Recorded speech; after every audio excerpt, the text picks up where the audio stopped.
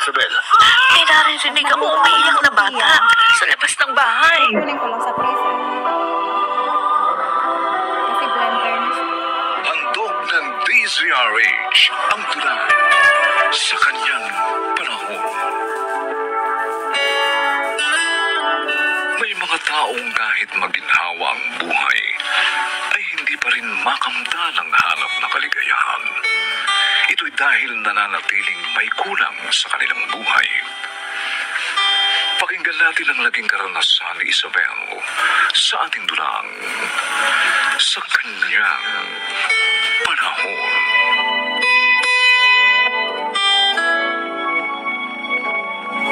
Chairman, maupo kayo. Salamat, Federico.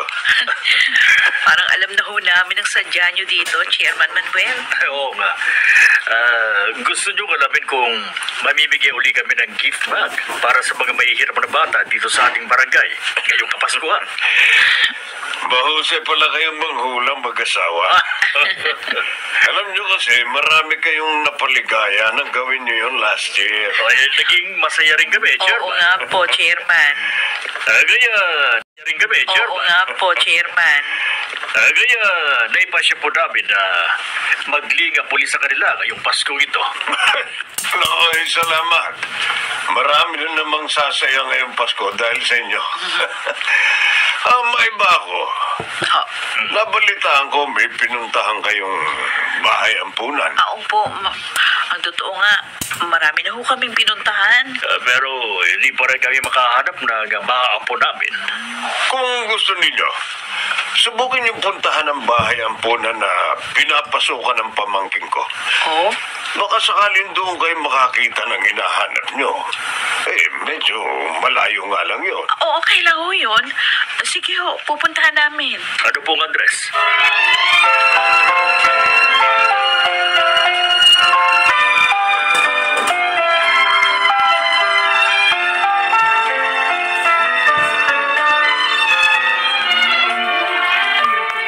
Dala ko na ang mga ibibig. Kaya ko namang tiisin yung pagod. Malungkot lang ako dahil wala rin kaming nagustuhang bata sa bahay ampunan na sinabi sa amin ng aming chairman. Ganun ba? Oo. Tawa na ako kay Isabel. Alam kong sabik na siyang magkaanak kami. Tiyak yun. 16 years na kayong kasal at hindi nga nagkakaanak pa dahil sa diferensya mo. Hindi ko na alam kung saan pa kami maghahanap upang makakita ng maaari naming ampunin. Ano ba kasi gusto nyo sa batang aampunin? Yung kamukha nyo? Hindi naman ganoon, Antonio. Ano, Federico? Yung pagkakita namin sa bata, yung madama namin sa aming puso, na siyang ibig naming kunin.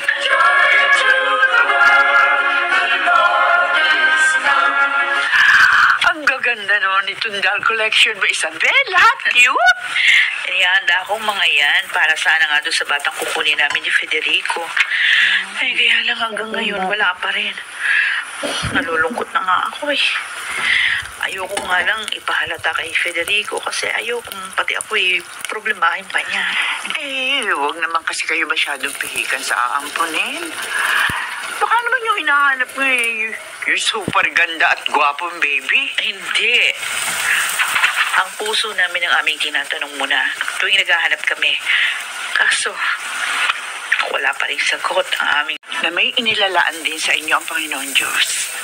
Maghintay lang kayo.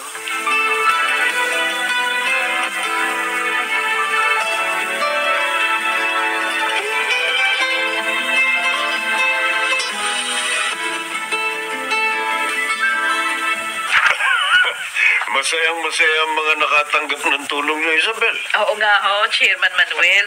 Meron ng pang Noche Buena, meron pa silang pang Media Noche.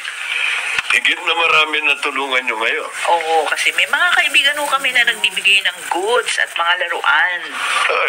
Napansin ko, hindi lang mga bata ang nabigyan niyo ng gift bags, kundi maging mga magulang nila.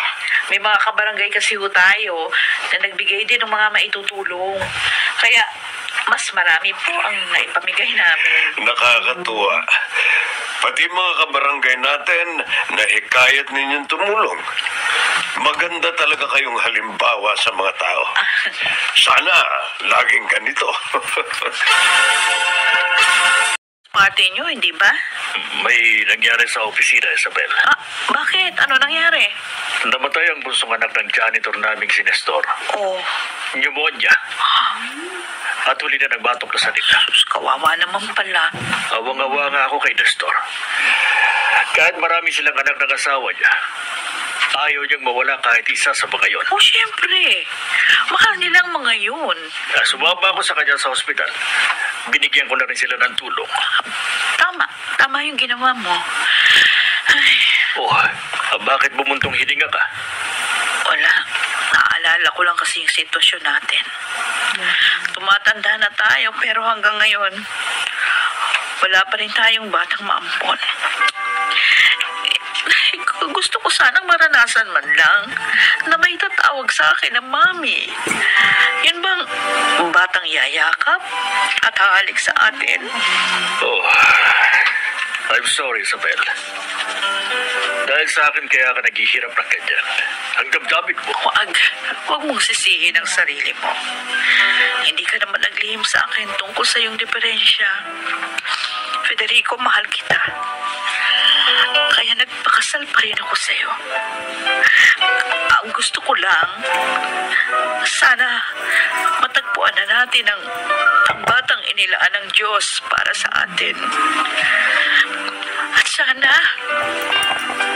maging aginaldo na siya sa atin. Yun na lang ang bigay ng Diyos sa atin. Sa Pasko. Sa pinagkukupyahan ko. Sige na, sumama ka na sa Christmas party namin.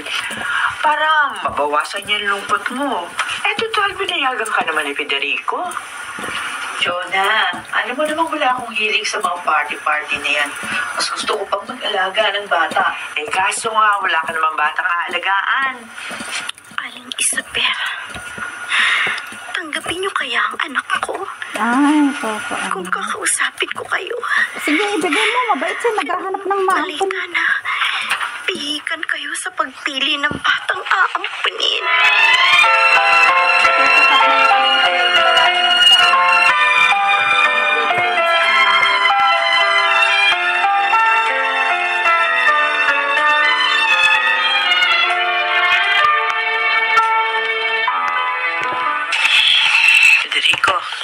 Federico, gising. Federico. Bakit ba, Isabel? May naririnig ako umiiyak na bata. Nakapagtataka naman. Bakit may tao sa labas nitong bahay?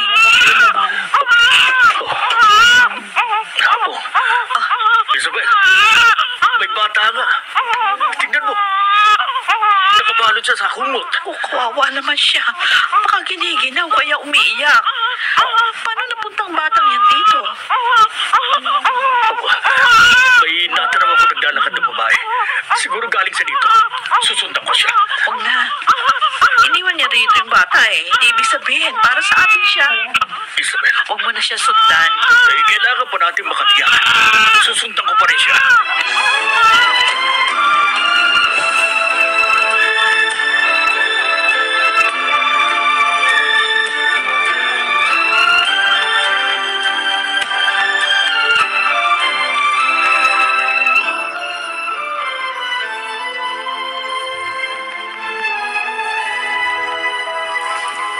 Narito ka na sa loob ng bahay namin. Magpakilala ka. At saka, bakit mo iniwan sa aming pintuan ng iyong anak? Ako po si Ay, Marita. thank you, Marina. Uli lang lubos na po. At walang kamag-anak na maaari makatulong. Iniwan ko po sa inyong anak ko dahil may taning na po ang buhay ko. May cancer po ako. So, naisip ko pong sa inyo dalhin si Lovely. Lovely pa lang pangalan ng bata. Bagay sa kanya. Pero bakit basta mo na lang iniwan ang bata? Bakit hindi mo na lang kami kinausap? At saka nasaan ang kanyang ama? Niloko po ako ng lalaking pinagkatiwalaan ko at minahal. Ay, Sinadya ko pong iwan na lamang sa inyo si Lovely. Ako pala yan, Dahil be. nag-aalala po ako. Baka hindi niyo tanggapin ang aking anak. Aling Isabel, Mang Federico, sana po maawa kayo. Tanggapin niyo ang baby ko. Hindi lang magandang kinabukasan ng kailangan niya, kundi higit ang kalinga at pagmamahal ng mga magulang.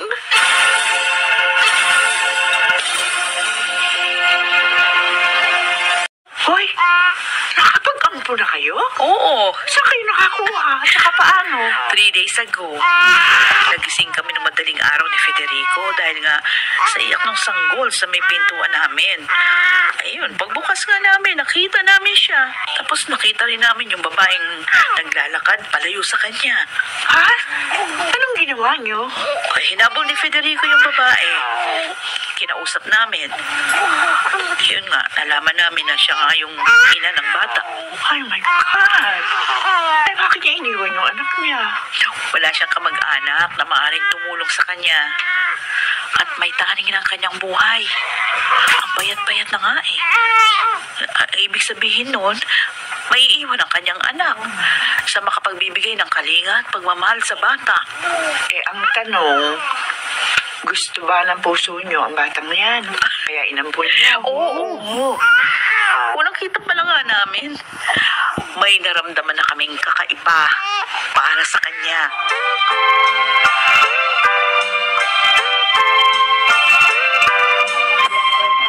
Federico, mahal.